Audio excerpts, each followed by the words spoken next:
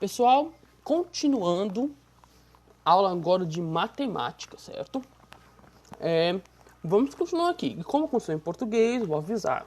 Quem tem atividades atrasadas, vamos colocando em dia, galera. Por favor, que é pelo bem de vocês. Pelas notas, pelas médias, pela frequência. Como a gente sabe, tudo isso é questão de reprovar. E além do que, se vocês deixarem a atividade sem fazer, é conteúdo que vocês não vão ver. É conteúdo que vocês não vão aprender mesmo. E assim, tá difícil a gente conseguir aprender essa questão da pandemia. Vocês na casa de vocês, eu aqui na minha. Tá complicado, né? Pelo menos o pessoal que está se esforçando, está fazendo as atividades sempre, tá tendo uma vantagem. Que tá pegando os conteúdos, pode não estar pegando totalmente, nossa, como eu estou aprendendo, mas tá pegando ali de pouquinho, alguma coisa vai ficando na cabeça, tá conseguindo as suas frequências, tá conseguindo as suas notas, aí passar para o sexto ano não vai ter tanta dificuldade quanto o pessoal que não está fazendo, o pessoal que está deixando de lado, aí depois vai fazer só atrasados, vou fazer aqui de qualquer jeito e mandar. Aí não vai ter aprendizagem nenhuma, pessoal. Que já tá difícil ter, e aí a pessoa se esforça para não ter, aí não dá. Mas vamos lá. Atividade de matemática hoje vai ser curtinha também, certo? Eu vou dar explicações aqui. A atividade mesmo vai ser curta, para já vocês poderem ir adiantando alguma coisa dos atrasados. E vamos nessa. Começando o mês, vai começar também uma nova unidade. Vamos iniciar a unidade 6. Números expressos na forma de fração. Fração que é um conteúdo que eu considero simples, só que enrola a cabeça de todo mundo, aí quarto, quinto ano e do sexto em diante também. Mas é simples, porque a gente tem que entender o básico para poder entender o mais avançado depois. E aí tem uma historinha, como sempre, né? Tem 3 crianças na cozinha. Eu vou ler aqui da esquerda. O primeiro, o pacote de coco ralado que tínhamos deu só para meia xícara. Aí o outro menino lendo a receita no tablet, parece.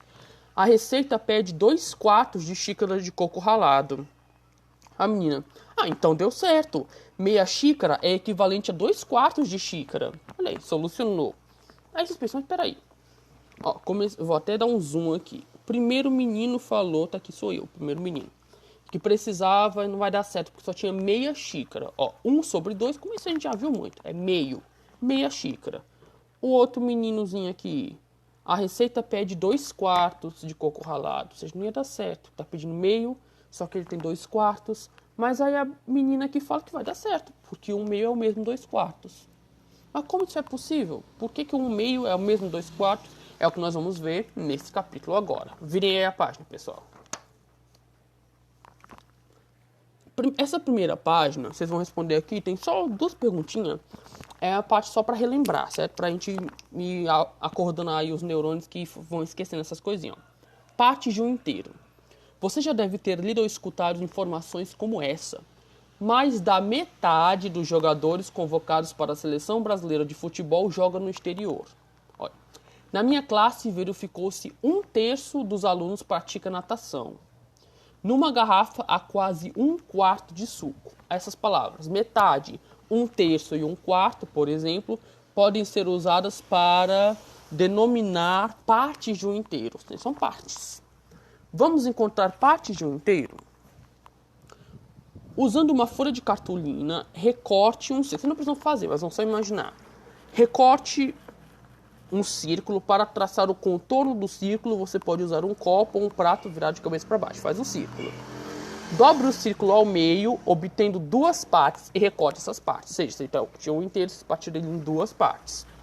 Cada uma dessas partes é metade do círculo, que é o inteiro. Você sabe como representar cada metade numericamente? Tá aqui o inteiro, isso aqui é o círculo. Você partiu em 2 partes, tem uma parte e uma parte. Como representar numericamente? Se você sabe como representar, você coloca. Eu não passei, né? Se não sabe, espera aí, vamos ler o capítulo que você vai saber. E agora pegue uma das metades, dobre ao meio e recorte novamente para obter mais 2 partes, como está acontecendo aqui. Você obteve metade da metade. Cada uma dessas partes representa 1/4 de círculo.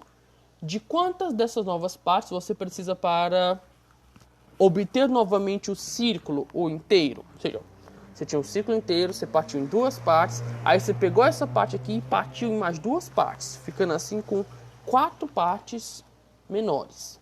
E quantas partes dessas menores você precisa juntar para ter o círculo inteiro de novo? Bem simplesinho, gente.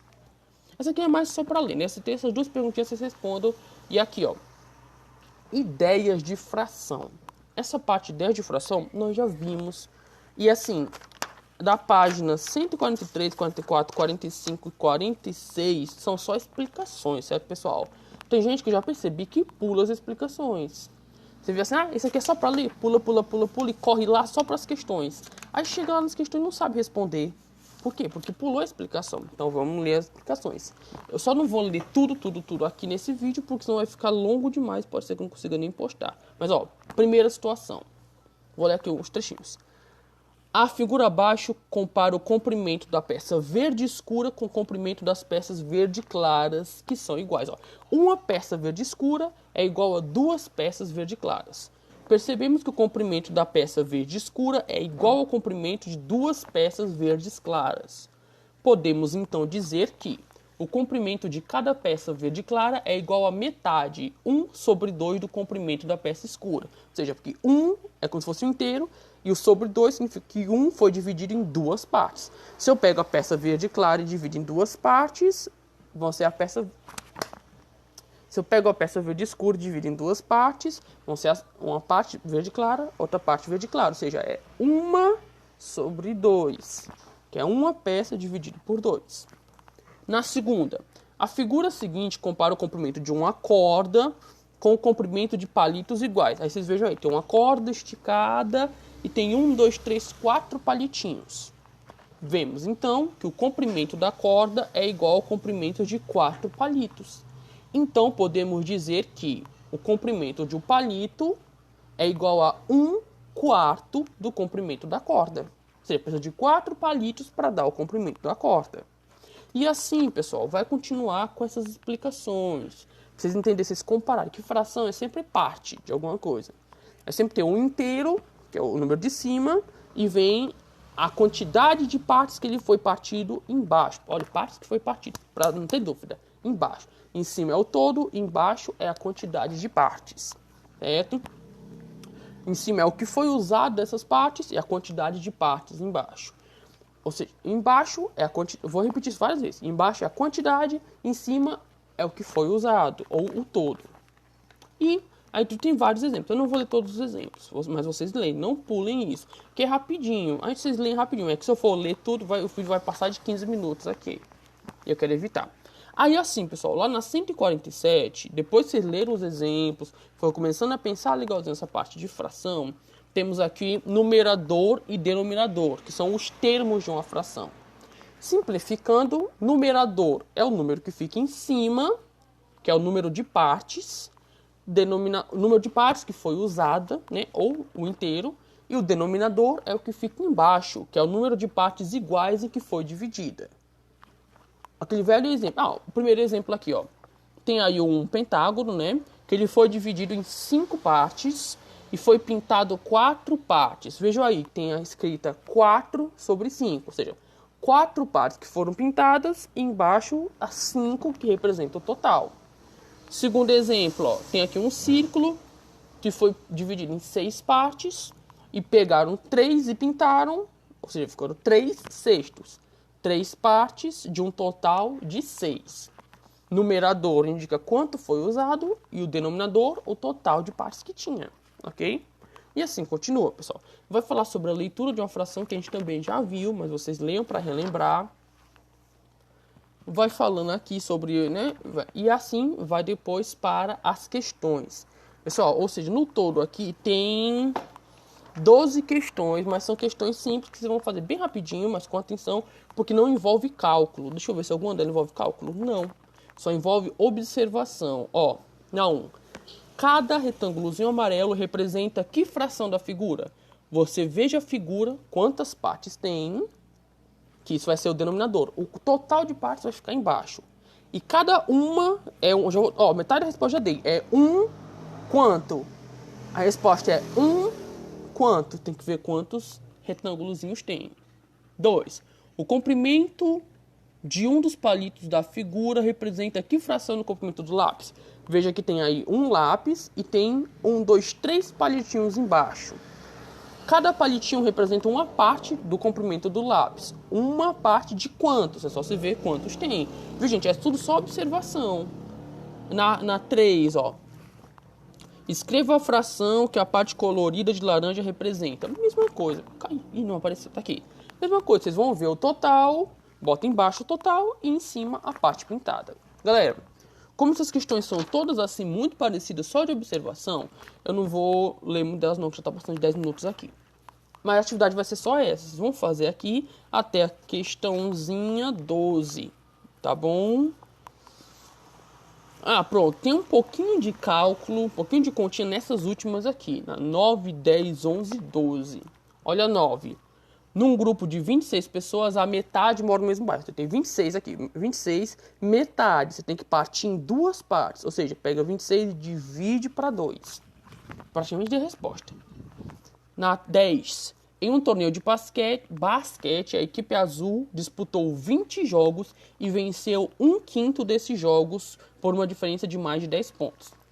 Quantos jogos a equipe azul venceu por essa diferença? Ou seja, se ela disputou 20 jogos, pega 20, e venceu 1/5, é como se aqui, ó, tá aqui os 20.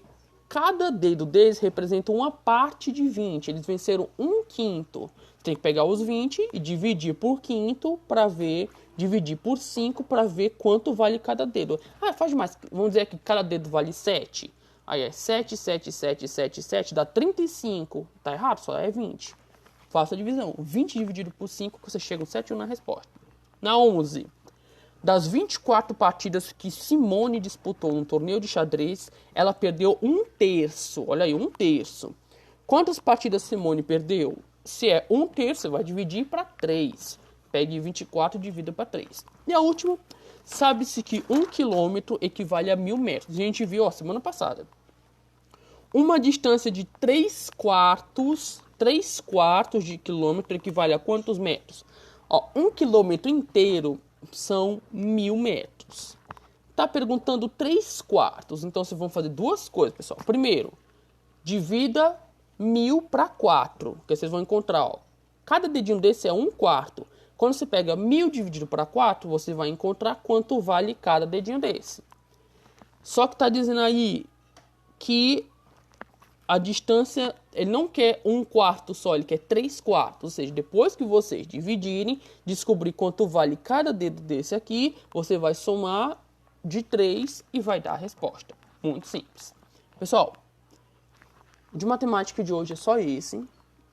Maior parte é de leitura das explicações e as questões são rapidinhas. Façam e logo em seguida procurem começar a ir adiantando alguma parte dos atrasados. Como eu avisei anteriormente, essa semana eu estou dando um jeito também de poder ajudar o pessoal que tem muita coisa atrasada, para poder não ficar com esse monte de falta, nem ficar com essas médias ruins, mas eu vou depender também de vocês. Claro que eu não vou fazer isso, eu vou dar uma ajuda aqui para todo mundo, para o pessoal que não está tentando, que não está se esforçando. Eu vou ajudar quem quer ser ajudado, quem merece, certo? Galera, obrigado por ter assistido, nos vemos na próxima aula, boa sorte, qualquer dúvida pode entrar em contato que eu estou aqui, até mais.